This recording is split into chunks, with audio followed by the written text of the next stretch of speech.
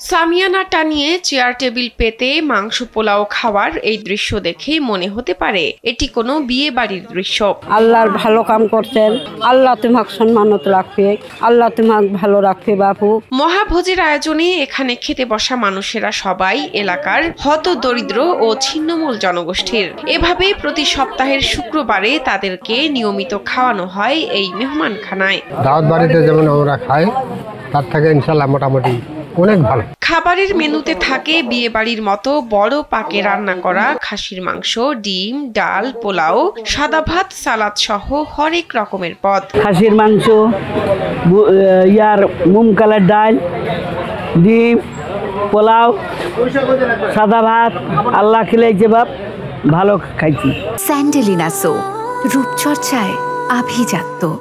করোনার প্রকোপে যখন দেশ জুড়ে লকডাউন চলছিল তখন হত দরিদ্র মানুষের মুখে দুমুঠো খাবার তুলে দেওয়ার জন্য এই উদ্যোগ শুরু হয় বলে জানান সাংবাদিক হারুন আর রশিদ। প্রচণ্ড যখন করোনা চলছিল, যখন বড়লোকদের বাড়ি ঘেঁচতে পারতো না অভাবী মানুষগুলো, নিরন্ন মানুষগুলো, ঠিক সে সময় আমরা এটি শুরু করেছিলাম। করোনা বিদায় নিলেও মানুষের মুখে খাবার তুলে দেওয়ার মহান এই কাজ বন্ধ করেননি হারুন। সেই ধারাবাহিকতায় দরিদ্র মানুষের মুখে খাবার তুলে দেওয়ার 200তম সপ্তাহ পালন করা হলো মহা ধুমধামে।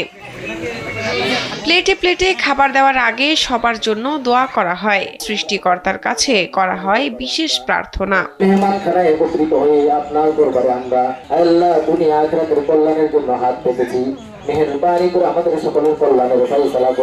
প্রতি বৃহস্পতিবার ঠাকুরগাঁওয়ের বালিয়াডাঙ্গি উপজেলার ফুলতলা গ্রামে শুরু হয়ে যায় উৎসব রব। স্বেচ্ছাশ্রমে এলাকাবাসী বাজার করেন। শুক্রবার সকাল থেকে সাংবাদিক হারুনের বাড়ির উঠানে শুরু হয়ে যায় রান্নার কাজ। বৃহস্পতিবারে বাজার করি, শুক্রবারে সকালে আমরা রান্না বান্না করি। বিনা বেতনে শুধু মনের আনন্দ থেকেই এই আয়োজনে অংশ নেন বলে জানান স্বেচ্ছাসেবীরা। কোনো বেতন লি না আমরা, এই বিনা বেতনে আমরা কাজ করছি, মনে একটু আনন্দ পাচ্ছি। সাংবাদিক হারুনের এই মহৎ উদ্যোগকে স্বাগত জানিয়ে বালিয়াডাঙ্গি উপজেলা নির্বাহী কর্মকর্তা পলাশ কুমার দেবনাথ জানান, উপজেলা প্রশাসন ভবিষ্যতেও এই আয়োজনের পাশে থাকবে। আমি আশা করি এই আয়োজনটা সব সময় থাকুক, ভবিষ্যতের জন্য এই আয়োজনটা সার্বজনীন হয়।